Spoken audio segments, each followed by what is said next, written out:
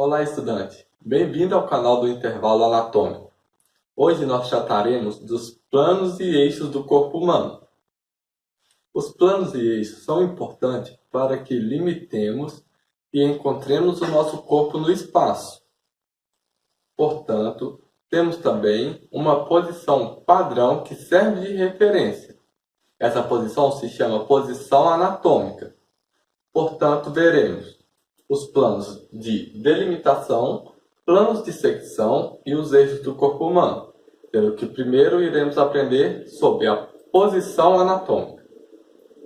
A posição anatômica ela serve como referencial independente da posição que o indivíduo se encontre, seja ele em decúbito ventral, dorsal ou em decúbito lateral. Sempre o padrão será levado em conta a posição anatômica.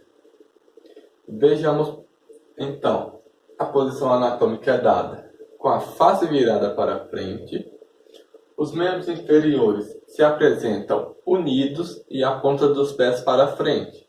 Os membros superiores se encontram ao lado do corpo com a palma da mão voltada para frente e o indivíduo se encontra ereto. Essa é a posição anatômica, portanto, independente da variável posição que se encontra o indivíduo, toda referência é dada conforme o padrão anatômico. Partimos então para os planos de delimitação. Os planos de delimitação são 6. Eles são tangentes ao corpo, os quais, quando unidos um ao outro, formam um paralelepípedo. Esse paralelepípedo possui, portanto, 6 planos. Vamos conhecer primeiro o plano destacado em vermelho frontal, sendo chamado de anterior ou ventral, que limita o nosso corpo na porção anterior. Tangente a ele, teremos um plano na porção dorsal, posterior ao corpo, limitando o nosso corpo na parte de trás. Tangente às laterais do corpo, nós teremos um plano lateral esquerdo e um plano lateral direito, limitando as laterais. E na porção superior e inferior nós teremos o plano superior ou cranial e o plano inferior ou podálico, fazendo referência a podo, que é o pé. Porém, quando tivermos o tronco separadamente, teremos a variância no plano inferior, que será chamado de plano caudal. O plano caudal faz referência às últimas vértebras coxígeas, que são o vestígio da cauda animal. Revisamos, temos, portanto, um plano ventral ou anterior, um plano dorsal ou posterior, um plano lateral, direito e esquerdo, e o plano cranial e podálico. Vejamos, portanto, a formação do paralelepípedo e agora o seccionaremos. Portanto, vamos aprender os planos de secção. Os planos de secção também se encontram em 3 planos. O destacado em azul claro é o plano sagital. O plano sagital ele é paralelo aos planos laterais direito e esquerdo. O nome faz referência à sagita.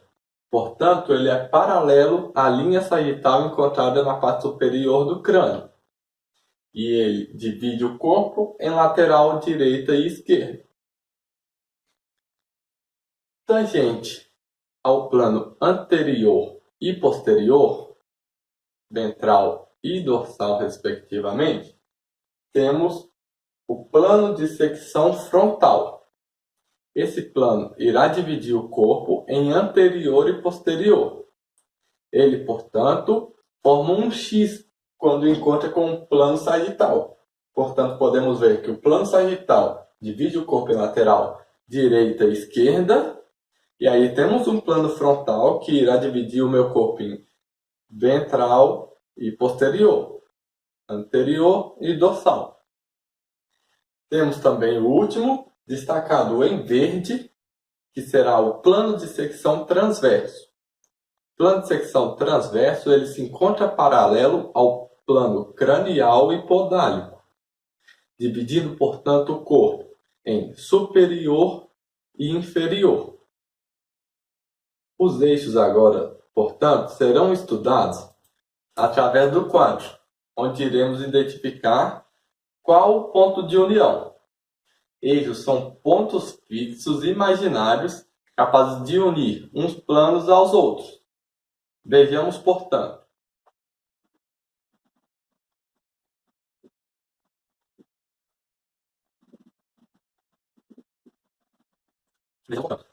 Temos o eixo antero-posterior, o eixo látero-lateral e o eixo longitudinal ou crânio-caudal.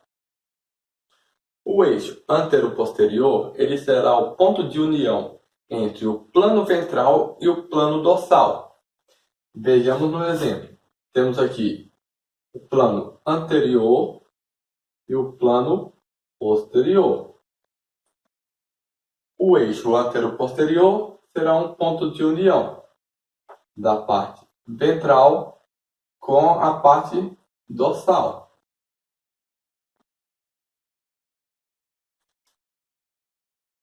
Portanto, sendo um ponto imaginário, ele fixa a parte da frente com a parte de trás. Então, teríamos um eixo dessa forma. O próximo é um eixo látero-lateral. Temos, portanto, um ponto de união entre os planos lateral direito e esquerdo. Vejamos no exemplo, então. Temos aqui um plano lateral direito e um plano esquerdo. E aqui temos um ponto de união comum entre eles. Então, esse ponto de união irá passar na horizontal de um lado ao outro do corpo. Por isso, látero-lateral. Ele vai de um lado ao outro. O antero-posterior vai do ventre ao dorso.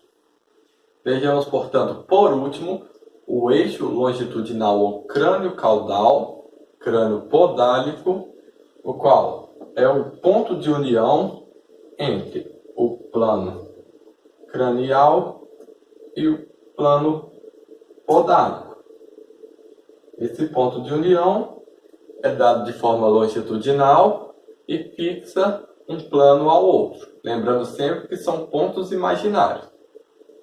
Uma outra classificação é quanto à sua polaridade. Temos, portanto, a classificação quanto ao polo do eixo. Temos, portanto, eixo heteropolar e o eixo homopolar. Os eixos heteropolares são o eixo antero-posterior e o eixo longitudinal. Heteropolar significa que as extremidades dos eixos tocam em pontos distintos. Um eixo antero-posterior, na porção ventral, encontra o peitoral. Na porção dorsal, ele encontrará com a minha escápula. Portanto, são porções distintas. Dessa forma, é um eixo heteropolar. Da mesma forma, ocorre com o eixo longitudinal. Superiormente, eu tenho a cabeça, inferiormente, eu tenho os pés.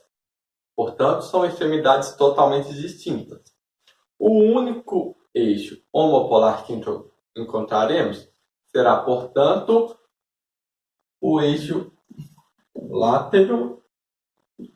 lateral. O eixo lateral é um eixo homopolar, portanto, do lado direito eu encontro o ombro e quando eu tenho a outra extremidade desse eixo, eu encontro também o ombro contralateral.